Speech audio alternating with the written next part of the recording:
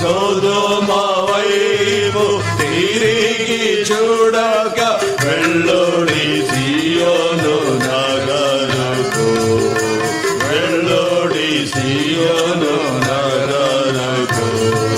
లేచి రండి విశ్వాసులారా, యోర్దాను నదిని దాటను. విడచి పేతుడి మిస్రాయి సుఖ విలాస మాయల, విడచి